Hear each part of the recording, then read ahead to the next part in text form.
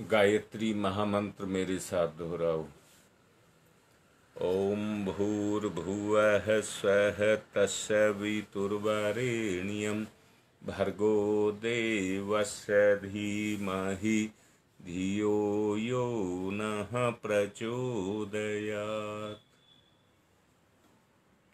गायत्री को भारतीय संस्कृति की जननी कहा गया है और जननी का मतलब है पैदा करने वाली।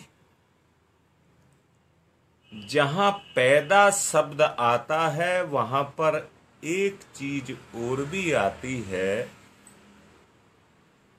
कि जो एक है पैदा करने वाली, एक है जिससे पैदा होता है। धरती पैदा करती है बीज को, पर पैदा बीज होता है। अर्थात भारतीय संस्कृति की जो जननी है उसको गायत्री कहते हैं। जो भारतीय संस्कृति है वो पैदा हुई है गायत्री से। अब उसका जो बीज है वो ब्रह्म है। दोनों ने मिलकर के इस संपूर्ण सृष्टि की रचना की है। दोनों इसके अंदर समाये हुए हैं। भारतीय संस्कृति को में पैदा करने वाला उसको धर्म कहते हैं। धर्म धर्म उसका बीज है, गायत्री उसकी माता है। मैंने एक बात को और देखा है और आपने भी देखा होगा, जब जमीन में किसी बीज को बोया जाता है तो ना उसमें जड़ होती है, ना उसमें तना होता है और ना तने के ऊपर का हिस्सा होता है। जब बीज उदय होता है तो ये तीनों के तीनों उसमें से प्रकट होते हैं, उदय होते हैं। जड़ निकल आई। जड़ निकलने के बाद छोटी होती है। जहां बोया जाता है वहां की जमीन बड़ी कठोर होती है। कठोर मैंने पत्थर नहीं कहा है। जड़ बहुत मुलायम होती है, परंतु उसको इतना प्रयास करना पड़ता है। जड़ मुलायम है और उसको इतना प्रयास करना पड़ता है कि अपने आप को बढ़ाना है तो मिट्टी की कठोरता को चीरना पड़ता है। दोबारा से बोल रहा हूं, सुनना। जब जड़ निकल करके आती है तो मिट्टी सूखी हुई होती है। उसको कोई पानी देने वाला चाहिए, पानी देने वाला चाहिए। अगर पौधे को खाद और पानी मिलता है तो उसकी जड़ें बढ़ती हैं और जब वो वृक्ष हो जाता है तो उसकी जड़ें इतनी गहरी हो जाती हैं। तुमने देखा होगा, पौधों को पानी देना पड़ता है, पेड़ों को पानी नहीं देना पड़ता। क्यों नहीं देना पड़ता? उनकी जड़ें इतनी गहरी चली जाती हैं कि जहां पर जाकर के उसको नमी, जमीन की नमी अपने आप मिलने लग जाती है। फिर पौधे को पेड़ बनकर के किसी की आवश्यकता नहीं रह जाती। भारतीय संस्कृति का पिता धर्म को कहा गया है और धर्म एक अनुशासन है। जिस अनुशासन में बंद करके जीव अपने जीवन को जीता है, अपनी जड़ों को गहरा करता चला जाता है, एक समय के बाद उसकी पकड़ उस मिट्टी की नमी पर हो जाती है और वहीं से वो पानी को खींचता रहता है। मैं भी आपसे ये कह रहा हूं, गायत्री जिस तत्व की बात, जिसको मां की बात मैं आपसे कह रहा हूं, हमें भी अपने जीवन की जड़ों को गहरा करना पड़ेगा। जब तक पकड़ हमारी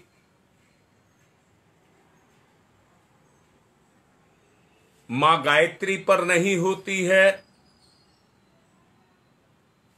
तब तक गुरु के रूप में हमें सींचने वाला कोई चाहिए। परम पूज्य गुरुदेव ने कहा है, किसी भी पेड़ के पत्ते सींचने से पेड़ हरा नहीं होता है। पेड़ अगर हरा होता है तो उसकी जड़ को सींचने से होता है। यानी कि धर्म के वो मूल सिद्धांत जिन पर हमारा जीवन टिका हुआ है, दृढ़ता से जब उन पर चलते हैं, उसी को भारतीय संस्कृति का पिता कहा गया है। वेदों से लेकर धर्मशास्त्रों तक समस्त दिव्य ज्ञान जो गायत्री के बीजाक्षरों के अंदर विराजमान है, उसी का ये विस्तार है। ये संसार उसी का विस्तार है। योग साधना तपश्चर्या की दृष्टि से शक्ति धाराएं गायत्री के हिमालय से प्रकट हुई मानी जाती हैं, और हिमालय का जो प्रकटीकरण है वो ये मस्तिष्क है। हिमालय से जो उस धाराएं निकलती हैं वो यहां से मस्तिष्क से निकलती हैं। उसकी साधना के परिणाम स्वरूप अमृत, कल्पवृक्ष, कामधेनु, ब्रह्मानंद, इसी को बताया गया है। 5 प्रमुख देवताओं के यही 5 वरदान हैं। इसके रहस्य के कारण उसका एक स्वरूप 5 मुख वाला भी चित्रित किया गया है। भौतिक सिद्धियों और आत्मिक विभूतियों के अनंत भंडार महाशक्ति के अंतराल में भरे पड़े हैं, छिपे हुए हैं। ये सिद्धांत हैं जो विविध गायत्री साधना के द्वारा प्रत्यक्ष रूप में दृष्टिगोचर होते हैं। संसार संकटों में भी गायत्री उपासना वरदान की तरह सिद्ध होती है। सच को ये देखिए, हम में से हर किसी का जीवन संकटों से, मुसीबतों से, पापों से घिरा हुआ है। जन्म से नहीं, जन्म से नहीं, जन्म लेने के बाद पिछले जो प्रारब्ध हैं वो हमारे साथ आते हैं। जो पिछले प्रारब्ध हैं वो हमारे जीव के साथ आते हैं। पर जब भारतीय संस्कृति से जीव जुड़ा रहता है तो जुड़े रहने के कारण उसके वो तत्व गुण के रूप में विकसित होते हुए चले जाते हैं। आदिशक्ति मां गायत्री माता का आंचल पकड़ने वाला कभी निराश नहीं होता। गायत्री मंत्र के 24 अक्षर हैं। तत्व ज्ञानियों ने इन अक्षरों के बीज रूप में विद्यमान उन शक्तियों को पहचाना जिन्हें 24 अवतार के रूप में जाना जा सकता है। ये 24 महाशक्तियां हैं जो उसके अंदर सन्निहित हैं। बड़े अपनेपन के साथ और बड़ी ही आत्मीयता के साथ मैं आपसे इन बातों को कह रहा हूं कि गायत्री मंत्र का जप करने वाला कभी भी अपनी शक्ति को व्यर्थ नहीं करता है। उसकी शक्ति निश्चित रूप से जिसको वो करता चला जाता है वो इन 24 अक्षरों की शक्ति जो हमारे अंदर बीज रूप में सन्निहित है, जिसको हमारे ऋषि मुनियों ने पहचाना था, महसूस किया था और पहचान करके उसकी जानकारी को प्राप्त किया था और जानकारी प्राप्त करके उसका ज्ञान हमें कराया। 24 अक्षर, 24 अवतार, 24 ऋषि, 24 शक्तियां, 24 सिद्धियां, इन्हीं को कहा गया है। देव ऋषि, ब्रह्म ऋषि, राज ऋषि इसी की उपासना के सहारे उच्च पद पर पदासीन हुए हैं। अनोरणीय महतो महियान की यही महाशक्ति है। छोटे से छोटा 24 अक्षर का ये कलेवर, इसमें ज्ञान और विज्ञान का संपूर्ण भंडार भरा हुआ है। सृष्टि में ऐसा कुछ भी नहीं है जो गायत्री में ना हो। उसकी उच्च स्तरीय साधनाएं कठिन और विशिष्ट भी हैं। मैं यहाँ फिर से कह रहा हूं, बात को इस बात से मान लेना भाई, और किसी को जानते हो ना जानते हो, परंतु परम पूज्य गुरुदेव को तो आप जानते ही हैं, जानते ही हैं।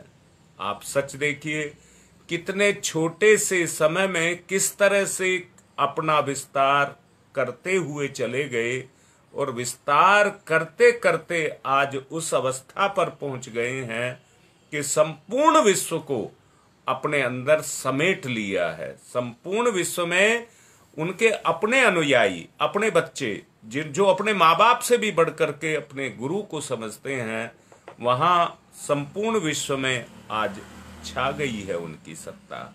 अब मैं ये कहूंगा, उनका विस्तार जो आप सबके माध्यम से होगा और होने जा रहा है, वो वास्तव में उस सत्ता का ही विस्तार है। अगर उसका विस्तार होगा तो उसके साथ साथ आपका भी विस्तार होगा। कल का जो यज्ञ किया जा रहा है, उसका उद्देश्य ही ये है कि हम जिन जड़ों का प्रसार करना चाहते हैं, अपनी जड़ों को बढ़ा लेना चाहते हैं, उनमें जो रुकावटें आ रही हैं, उन रुकावटों को दूर किया जाए। जो रुकावटें हैं, उन रुकावटों को दूर किया जाए। कल आपको बताया था कितनी सारी दुखों, कष्टों, महामारियों, व्यापारिक ग्रह कलह, ग्रस्त का उजड़ना, कितने सारे दुख कल आपको बताए गए थे। उन सब से मुक्ति दिलाने के लिए कल इस यज्ञ को, गायत्री यज्ञ को कल आपसे करवाया जाएगा और उसका कराने का उद्देश्य यही है कि किस तरह से उन जड़ों को काटी जाए जो हमारी उस जीवनी शक्ति या हमारे विस्तार को रोक करके रखे हुए है और हमें विस्तृत नहीं होने दे रही। मेरा आप सबसे कल भी मैंने निवेदन किया था, आज फिर निवेदन कर रहा हूं। देखिए, जो बहुत दूर के हैं, बाहर के हैं, उनकी तो मजबूरी है। जो इलाहाबाद, बनारस, बिहार वहाँ के हैं, उनकी तो मजबूरी है। परंतु जो नज़दीक के हैं, जो सुबह आकर के शाम को जा सकते हैं, मैं उनके लिए जरूर ये कहूँगा कि अगर लाइव पर आपको उसका लाभ 40 ही मिल पाएगा।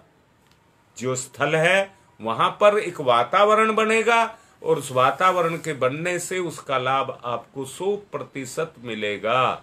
100% उसका लाभ मिलेगा। अतः मैं आपसे निवेदन कर रहा हूं, इस अनुष्ठान में जितना भी हो सके, कोई, मैं यहाँ अपने आप से फिर से कह रहा हूं, अपना नुकसान करके भी, क्योंकि अच्छे कार्य में मैंने अभी कहा था, पौधे को अपनी जड़ों को आगे बढ़ाने के लिए उस कठोरता का मुकाबला करना ही पड़ता है। अच्छे काम को या अपने विस्तार को करने के लिए व्यक्ति को अपनी कमजोरियों का मुकाबला करना ही पड़ता है। अपनी ही कमजोरी है जो आदमी के सामने आकर के उसके जीवन में उसकी रुकावट को पैदा करती हैं। मैं फिर से कह रहा हूं, जितनी भी उच्च साधनाएं हैं, कठिन और विशिष्ट भी होती हैं, साथ ही सरल भी इतनी है कि उन्हें हर कोई हर स्थिति में बड़ी सरलता, सुविधा के साथ संपन्न कर सकता है। है क्या? उस अनुशासन में बंधने की आवश्यकता है, अनुशासन में बंधने की आवश्यकता है। जो उस अनुशासन को मानेगा, मैं फिर से कह रहा हूं, जिंदगी छोटी नहीं है। भगवान ने, देखिए, अगर आप बुराइयों में अपनी जिंदगी को जीते रहे तो कभी जिंदगी पूरी नहीं होगी, आपको छोटी ही पड़ेगी, आपको छोटी ही पड़ेगी।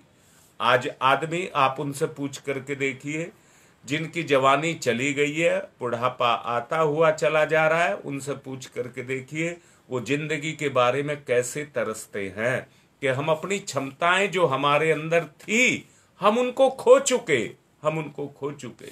मैं फिर से कह रहा हूं, अगर आपको इन सब का फायदा उठाना है तो आपको अपने प्रमाद, आलस्य और निकम्मेपन को छोड़ना ही पड़ेगा। मैं फिर से कहता हूं, अपनी ही कमजोरी हैं जो आदमी को प्रेरित करती हैं निकम्मेपन के लिए, बचने के लिए, बुराई के लिए प्रेरित करती हैं। फिर से निवेदन पूर्वक कह रहा हूं, जब भी किसी चीज को हटाना या काटना होता है, मन की स्थिति को देखिए, उस समय वहां पर कठोरता आती है, दया नहीं आती है, रहम नहीं आता है। जब वो चीज उभर करके आती है तो आदमी अंदर से कर्कश होकर के उसको काट करके फेंक देता है। इतनी हिम्मत, उसको मनोबल कहते हैं, उसको मनोबल कहते हैं। जब वो मनोबल उभर करके आता है, कौन सा मनोबल? कि मैं बुराइयों को मिटा दूंगा, पापों को मिटा दूंगा, तो निश्चित रूप से वो मिटते हुए चले जाते हैं। नर नारी, बाल वृद्ध, बिना किसी जाति व संप्रदाय के भेद के उसकी आराधना प्रसन्नता पूर्वक कर सकते हैं। उसी के अनुसार उनकी श्रद्धा का लाभ उनको मिलता है। यहाँ बहुत अच्छे से समझ लेना, गायत्री वेद माता है, गायत्री देव माता है, गायत्री विश्व माता है, क्योंकि सब कुछ गायत्री से ही उत्पन्न है। मैंने अभी कहा, कम से कम भारतीय संस्कृति की जननी गायत्री है। मैं फिर से कहूंगा, पूरी सृष्टि में अगर कोई अच्छाई है, कोई गुण है, तो वो गायत्री में सन्निहित है। उसके जो बीज है वो गायत्री के अंदर विराजमान है। जब व्यक्ति के अंदर गायत्री का विस्तार होना शुरू होगा तो ये समझ लेना, अपने अंदर बैठा हुआ वो बीज प्रस्फुटित होगा, अंकुरित होगा, विकसित होगा, गतिशील होगा, प्रगतिशील होगा, बढ़ता चला जाएगा। उस पर फल फूल लगते हुए चले जाएंगे। गायत्री के ही 4 चरण हैं, जिनकी व्याख्या स्वरूप 4 वेद इस संसार में उत्पन्न हुए। 4 वेद उसकी व्याख्या है, गायत्री की व्याख्या है। इसलिए गायत्री को देव माता कहते हैं। ज्ञान की विवेचना में ही उसका शास्त्र पुराण रचे गए हैं। भारतीय तत्व ज्ञान और ज्ञान विज्ञान भारतीय इस बीज के अंदर से पैदा हुए हैं। इसी की उपासना आराधना के सहारे भारत के महान नागरिक देवोपम बने हैं। इसलिए ये देव माता है, देव माता है, नागरिकों को देवता बनाती है और गायत्री देव माता कही जाती है। गायत्री को त्रिपदा इसलिए ही कहा गया है कि इसके 3 चरण हैं और 3 चरण 3 शरीर के रूप में अभिव्यक्त किए जाते हैं। पहला स्थूल शरीर, दूसरा सूक्ष्म शरीर और तीसरा कारण शरीर। 3 शरीर, 3 लोक, 3 गुण, त्रेत्र ब्रह्मा, 3 देव, 3 शक्ति, 3 काल। इस रूप में गायत्री शक्ति को त्रिपदा के रूप में विस्तार माना गया है। विवेचन किया जाता है। इसकी 3 फल हैं, जिसको अमृत, पारस और कल्प वृक्ष कहते हैं। त्रिपदा के 3 अनुग्रह, 3 वरदान के रूप में तत्वदर्शियों ने बताए हैं। क्या बताए हैं? भौतिक संपत्ति, आत्मिक विभूति इन्हीं के अंतर्गत आती है। दोबारा से बोलूंगा, मैंने अभी 3 शरीर बताए थे। स्थूल शरीर, उससे संपत्ति मिलती है। सूक्ष्म शरीर, उससे अपनापन मिलता है, प्रेम मिलता है, संसार अपना बनता चला जाता है, कोई पराया नहीं रहता है। और तीसरा शरीर आत्मीयता, आत्मगुण, उसका विस्तार होता है। मैं फिर से कहूंगा, इसको अमृत कहा गया है। जो इस रस को पी लेता है वो सदा सदा के लिए अमरता को प्राप्त हो जाता है। मैं फिर से कहूंगा, आप अपने बेटे के रस को पी लें, बेटा माँ के रस को पी ले, पिता के रस को पी ले, भाई के रस को पी लें, तो सच जानना, रस कहा है मैंने, आत्मा का रस कहा है, उसको पीने से निश्चित रूप से अमरता प्राप्त होगी, निश्चित रूप से अमरता प्राप्त होगी। अब मैं फिर कह रहा हूं, गायत्री अमृत है। अगर छू गए उससे, जो भी इससे छू गया वो आपका बनता चला जाएगा। जो भी विकार विचार के रूप में है, मैंने कल भी आप लोगों को एक बात कही थी, मैंने ये कहा था, विचार हमारे अंदर दृढ़ता के साथ जमे होते हैं। कैसे? जैसे आपने देखा हो जानवरों के ऊपर चीचड़ी चिपटी हुई होती हैं, चीचड़ियां चिपटी हुई होती हैं, ऐसे ही विचार भी हमसे बड़ी मजबूती के साथ चिपटे हुए होते हैं। जिसके अंदर लोभ आ गया वो छुड़ाना चाहता है, परंतु वो इतनी कस करके मजबूती के साथ पकड़े हुए हैं और खून को पी रहे हैं, प्राण को पी रहे हैं। परंतु जब किसी के मन में उनको छुड़ाने की आती है तो वो कस करके इतनी जोर से पकड़े रहते हैं कि हमसे छूटते नहीं हैं, हमसे छूटते नहीं हैं। मैं आपसे ये कह रहा हूं, गायत्री ही वो शक्ति है, गायत्री ही वो शक्ति है।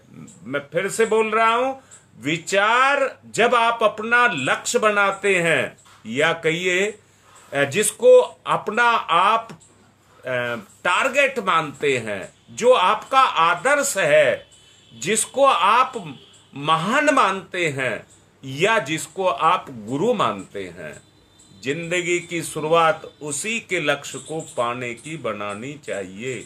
मतलब ये नहीं कह रहा हूं कि किसी महापुरुष को आपने गुरु बना लिया तो आपका उद्धार हो गया। ना ना ना, उद्धार तब होगा जब अपने जीवन को लक्ष्य बनाएं। मेरा गुरु मेरा लक्ष्य है और उस लक्ष्य तक मुझे पहुंचना है।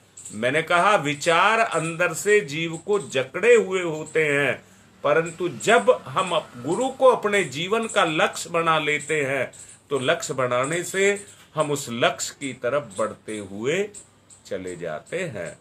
हमारा गुरु हमारा विस्तार करने वाला हो जाता है, विस्तार करने वाला हो जाता है, तो वो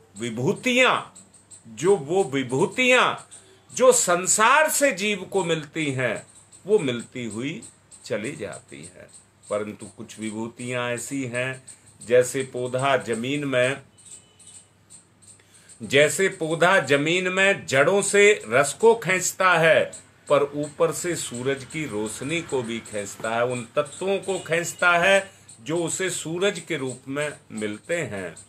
मैं भी आपसे यही कह रहा हूं कि जो सूक्ष्म है, स्थूल तो वो है जो जड़ से खींच रहा है, पर सूक्ष्म वो है जो अंतरिक्ष से खींच रहा है। मैं भी आपसे कहूंगा, आत्मिक विभूतियों को बढ़ाने के लिए आयु, प्राण, पशु कीर्ति, दर्व और ब्रह्मवर्चस, ये 7 प्रतिफल अथर्ववेद में बताए गए हैं, जो इस जीव को गायत्री शक्ति के द्वारा मिलते हैं। इन्हीं सब के मिल जाने के कारण गायत्री अमृत, पारस और कल्पवृक्ष की परिधि में उसकी गणना की जाती है कि अपने मानने वाले को वो ये चीजें देती हुई चली जाती है। जिंदगी आदि भौतिक, आदि देविक और आध्यात्मिक क्षेत्र में बंधी हुई है। उन संपदाओं को, जो इन तीनों क्षेत्रों की संपदाएं हैं, जो समृद्धियों के रूप में संवर्धन करती हैं, जीव का संवर्धन करती हैं और अभाव में अवरोध पैदा करती हैं, उनका निराकरण किसी भी अभिष्ट के द्वारा अगर होता है तो उसकी गणना, उसकी परिधि गायत्री मंत्र के अंदर ही आती है। कठिनाइयों के नाम रूप का विस्तार बड़ा क्यों हो, वास्तव में आध्यात्मिक, आधिदैविक और आधिभौतिक, ये तीन क्षेत्र के अंतर्गत ही सारी की सारी जितनी भी कठिनाइयां हैं वो इन्हीं तीन के अंदर आती हैं। इन सभी के समाधान को अमृत, पारस और कल्प वृक्ष कहते हैं। ये अलंकारिक नामकरण है, ये अलंकारिक नामकरण है। गायत्री माता के अनुग्रह से ही विभूतियां उपलब्ध होने की बात शास्त्रों में कही गई है। सुसंपन्न सुसंस्कृत मनुष्य को देवता कहा गया है। देवत्व आकृति के साथ नहीं, प्रकृति के साथ जुड़ा हुआ है। गुण कर्म स्वभाव से उसकी परख होती है। देवताओं का निवास स्थल स्वर्ग में होता है, उस स्वर्ग लोक कहा गया है। इसी बात को इस तरह से भी कहा जाता है, जहां देवता निवास करते हैं उस जगह पर स्वर्गीय वातावरण बनता हुआ चला जाता है। गायत्री को स्वर्गलोक की अधिष्ठात्री देवी कहा जा सकता है। उसका नाम एक कामधेनु भी है। कामधेनु का पैपान, कामधेनु गाय को भी कहते हैं, धेनु गाय को कहते हैं। इसलिए जैसे धरती पर गाय का दूध का पैपान करने से वो सारे गुणों को अपने अंदर छुपाए हुए है, ऐसे ही गायत्री का पैपान करने से सारे देव गुण उसके अंदर पैदा होते, छुपे रहते हैं, गुण छुपे रहते हैं, जो उसके जीवन में जाकर के उन गुणों का प्रस्फुटन करते हैं, उनका बीजांकुर पैदा करते हैं, जिसके द्वारा देवताओं के सुख साधनों के तीन स्रोत जो अमृत, पारस और कल्प वृक्ष के रूप में बताए गए हैं वो क्रियाशील हो जाते हैं। अमृत के आधार पर उन्हें आध्यात्मिक, पारस के आधार पर उन्हें आदि भौतिक और कल्प वृक्ष के आधार पर आदि दैविक संपदाओं की उपलब्धि होती है। त्रिपदा गायत्री जो तात्विक उपासना के रूप में इन तीन गुणों को दिव्य वरदान, स्वर्गीय अनुदान को प्राप्त कराना संभव बताया गया है। अमृत का अर्थ है वह पदार्थ जिसे पीने वाला अजर अमर हो जाता है। बुढ़ापा और मृत्यु से छोड़कर कहीं चले जाते हैं। नव यौवन सदा बना रहता है, सदा आनंद उल्लास अंतःकरण के अंदर रहता है। जीवन सदा पुलकित और हुलसित बन करके रहता है। निवेदन पूर्वक कह रहा हूं, जब ये गुण व्यक्ति के जीवन में पैदा हो जाते हैं तो उसे देवता कहा जा सकता है। स्वर्गलोक के निवासियों में दिव्य शरीर धारियों में पाए जाने वाले अमृत पदार्थ का अस्तित्व प्राप्ति के लिए उसको वर्ण किया जाता है। इसलिए वस्तु जन्मती, बढ़ती और बदलती है। बढ़ने से क्रम में जवानी पैदा होती है। पल्ला जो जीव का बंधा रहता है, जरा, जीर्णता, रोग, शोक के साथ में वो गलना और ढलना शुरू हो जाता है। इसी को जो गलाई ढलाई है, अगर वो जो तत्व हैं, जो अमृत पारस के तो तत्व हैं, अगर वो पैदा नहीं हुए तो मरण की स्थिति की तरफ जीव जाने लग जाता है। मैं निवेदन कर रहा हूं, ये जो अभी कराया जा रहा है, इसको जिस तरह से खेत में उगे हुए खरपतवारों को उखाड़ करके और उनकी जगह पर जो उगे हुए जो आत्मिक गुण हैं उनको विकसित करने का मौका आप लोगों को दिया जा रहा है। मैंने अभी कितने सारी जितने भी संसार के पाप हैं, बुराइयां हैं, दुख हैं, रोग हैं, कष्ट हैं, उनको मारने का, उखाड़ने का, जड़ से उखाड़ने का तरीका बताया जा रहा है, उखाड़ा जा रहा है। परंतु यहाँ एक बात फिर से कह रहा हूं, मैंने कल भी कहा था, जब देखिए, ना तो मैं प्रकांड विद्वान हूं कि मुझे सारे वेद मंत्रों का, उनकी ध्वनि का, उनके प्रवाह का, उनके बोलने का, उच्चारण करने का तरीका जो भी शास्त्र सम्मत रहा हो वो मुझे नहीं आता है, वो मुझे नहीं आता है। परंतु मैं तो इसको केवल गुरु कृपा ही कहूंगा। गुरु की प्रेरणा से ये सब हो रहा है। अगर आप केवल इतना ही कर लें कि उसमें वैसे ही मन को बनाते चले जाएं, तो मैं दावे के साथ इस गद्दी पर बैठ करके बोल रहा हूं, पूर्ण लाभ आपको मिलेगा। जब मरा मरा कह करके राम का सुख मिला, तो हम भी अनाड़ी हैं, हमें भी बोलना नहीं आता है। मैंने संत ज्ञानेश्वर की बात आपसे कही थी, जिन्होंने भैंसे से वेद मंत्र बुलवा दिए थे, वो भैंसे हम ही हैं। परम पूज्य गुरुदेव की कृपा से ये सब हो रहा है, तो इसका लाभ निश्चित रूप से मिलेगा। तीनों लोकों को इसका लाभ मिलेगा। अमृत पारस और कल्पवृक्ष की बात जो मैं कह रहा हूं, वो आपके अंदर निश्चित रूप से उतरेगा। कोई नहीं रोक सकेगा, कोई नहीं रोक सकेगा। जब देने वाला देना चाहता है, बस स्थिति ये है कि लेने वाले की पात्रता क्या है, लेने वाले की पात्रता क्या है। फिर से कह रहा हूं, जो ये सोच करके बैठे हैं लाइव पर कर लेंगे ना, वो लाभ जो वहां पर जाकर के मिलेगा, लाइव वाले को उतना लाभ नहीं मिलेगा। क्यों? उसका कारण क्या है? वहां पर एक परिवेश बनेगा, एक वातावरण बनेगा, एक परिवेश बनेगा, एक माहौल बनेगा। याद रखना, जीवन की गलाई ढलाई माहौल में ही होती है। जैसा वातावरण मिलता है वैसा ही गलता और ढलता हुआ चला जाता है। मैं फिर से कह रहा हूं, बुढ़ापा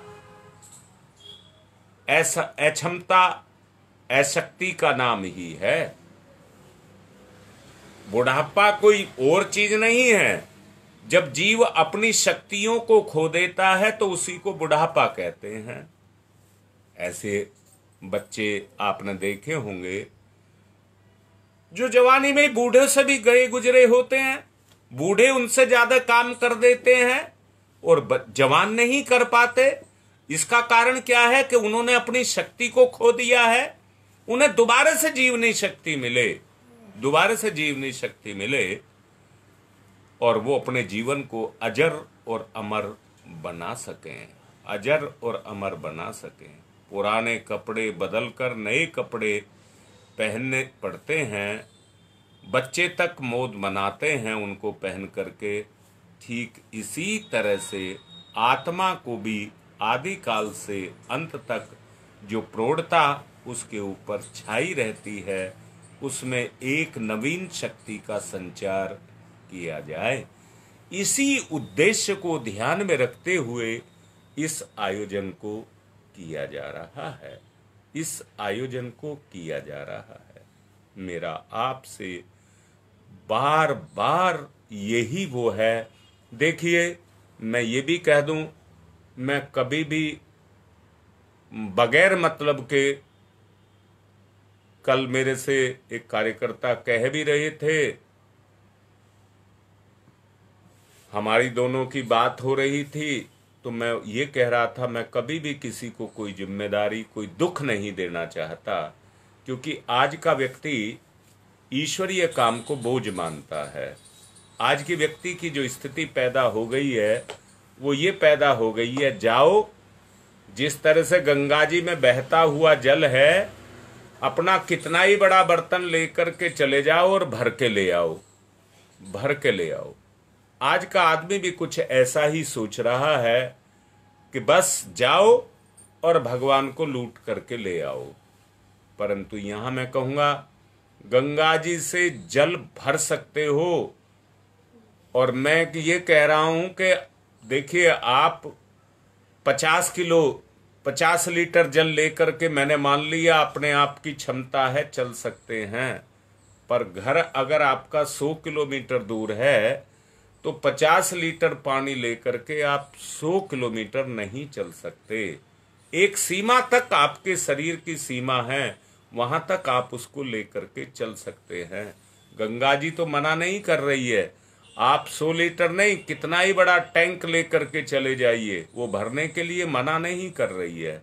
माँ गायत्री भी आपको देने से मना नहीं कर रही है, पर आप कितना ले सकते हैं ये तो आपकी अपनी क्षमता के ऊपर है। मैंने कहा अभाव दुख उसी को सताते हैं जिसकी शक्ति कमजोर होती है। मैं आपसे ये कह रहा हूं कि आपको गायत्री उपासना के माध्यम से उस अमृत तत्व की उपलब्धि हो, आपको प्रेरणा मिले, आपके जीवन को दिशा मिले, आपको सुविधा मिले। इसलिए गायत्री को कामधेनु कहा गया है और उसी कामधेनु का आपको शक्ति के रूप में अमृत रस पीने को मिले, जिससे अमृत उसको कहते हैं जो मृत्यु से छुटा दे, जरा जीर्णता से छुटा दे, दुख कलेशों कष्टों से छुटा दे, उसी को अमृत कहा गया है। मैं फिर से कह रहा हूं, मैंने कहीं कोई अमर फल लगा हुआ पेड़ नहीं देखा, मैंने नहीं देखा, परंतु मैं आपसे ये कह रहा हूं हमारे गुरुदेव ने कहा है, और मैं तो ये कहूंगा जो हमारे गुरु ने कहा है वो हमारे लिए अमृत है, हमारे लिए वो अमृत है, हमें उसको मानना ही चाहिए। मैं फिर से कहता हूं, कोई भी माता पिता जब अपने बच्चे को गलत रास्ता नहीं दिखा सकता, खुद गलत हो सकता है पर अपने बच्चे को गलत नहीं होने देगा। ये उस गायत्री माता या उस धर्म का उसी का ये प्रभाव है, उसी के प्रभाव के कारण ये स्थिति पैदा होकर के आती है। मैं भी आपसे ये कह रहा हूं कि ये स्थिति आपकी निकल करके आएगी। कल का ये लगभग 5 घंटे का समय अगर आप अपने गुरु को दे दें तो निश्चित रूप से आपको इसका लाभ मिलेगा। मैं ये कहूंगा, दुर्भावनाएं आक्रमण ही नहीं करती हैं, हमारे अंदर ईर्ष्या द्वेष रोष प्रतिरोध को पैदा करती हैं, उनके लक्षण हमें दिखाई देते हैं। उसके परिणाम स्वरूप हमारी आकांक्षाएं अशांति से सदा घिरी रहती हैं और उसी के कारण हर घड़ी जो मस्ती हमारे ऊपर छाई रहनी चाहिए वो मुर्दानगी के अंदर बदलती हुई चली जाती है। उल्लास समेटने, उमंगों को बखेरने, उनके लिए हमें उस तरह के जीवन को वर्ण करना होगा, उस तरह के जीवन को वर्ण करना होगा। अब हम उस जगह पर आकर के खड़े हो गए हैं, उस जगह पर आकर के खड़े हो गए हैं जहां पर आकर के हमारा अपना अगला रास्ता हमको खोलना है, आगे का रास्ता हमको खोलना है। ये आपके अपने ऊपर है कि कितनी विवेकशीलता से आप काम ले रहे हैं। कोई किसी के लिए कुछ नहीं कर रहा है, ना कोई किसी पर एहसान कर रहा है। अगर प्रेम है, लगाव है, तो उस प्रेम लगाव के कारण ही मैं आपको कह रहा हूं और कहने के लिए, करने के लिए कह रहा हूं कि ऐसा कर लें जिसमें हम सबका भला होगा। मैं आपसे बार बार निवेदन कर रहा हूं, कल वो समय आ चुका है कि आपको अमृत पारस कल्पवृक्ष का लाभ उठाना है, तो उसकी तरफ को आपको चलना होगा। इसी के साथ अपनी बात को पूर्ण कर रहा हूं और निवेदन कर रहा हूं, अब कोई समय नहीं बचा है, कल आ गया है और उसको हमें करना है। आज की बात संपन्न। ओम शांति ही शांति ही शांति।